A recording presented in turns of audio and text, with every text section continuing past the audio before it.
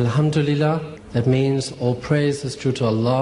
কোরআনকে বলা হয় বিশ্বের সর্বাপেক্ষা পবিত্রতম গ্রন্থ, যেখানে আল্লাহ লিপিবদ্ধ করেছেন অপূর্ব সব বিধান। কোরআনের তথ্য অবিতর্কিত, তবে রহস্যের শেষ নেই সেগুলোকে ঘিরে। কোরআনের বিভিন্ন বিষয়ে ভুল ধরার চেষ্টা করেছেন অনেকেই, তবে তারাই শেষ পর্যন্ত ইসলাম ধর্মে অনুরক্ত হয়ে সেই ধর্মই গ্রহণ করেন। এবার সে তালিকায় নাম আসলো এক খ্রিস্টান গবেষকের। অধ্যাপক ডক্টর গ্যারি মিলার ছিলেন কানাডার সাবেক খ্রিস্ট ধর্ম প্রচারক। তিনি পবিত্র কোরআনের মধ্যে বহুদিন ধরেই ভুল খোঁজার চেষ্টা করছিলেন, কোরআনের ভুল বের করে যাতে ইসলাম ও কোরআন বিরোধী প্রচারণা চালানো সহজ হয়, সেই জন্য তিনি এই চেষ্টা করছিলেন। কিন্তু কোরআন পড়ার পর তার ভিতরে অদ্ভুত এক পরিবর্তন আসে। ফলে নিজেই ইসলাম গ্রহণের পর নিজের নাম বদলে রাখেন আব্দুল আহাদ উমার।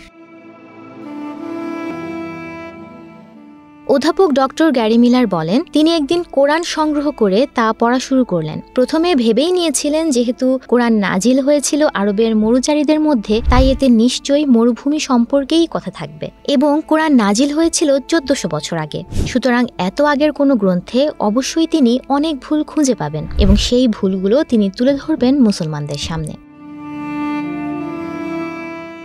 কিন্তু কোরআন পড়তে পড়তে বুঝতে পারলেন নিজের ভুল। কোরআন নিয়ে ধারণা পাল্টে অনেক আকর্ষণীয় তথ্য পেলেন তিনি। বিশেষ করে সূরা নিসার 82 নম্বর আয়াতটি তাকে গভীর ভাবনায় ফেলে দেয়।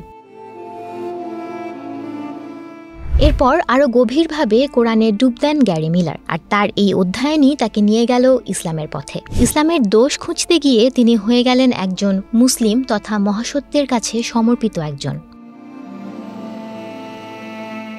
কোরআনে ঈসা আলাইহিস সালাম এবং মাতা মারিয়ামের নামে একটি বড় পরিপূর্ণ সূরা থাকায় বেশ অবাক হন তিনি। আর এই সূরায় তার এত ব্যাপক প্রশংসা ও সম্মান করা হয়েছে যা কিনা বাইবেলেও দেখা যায় না।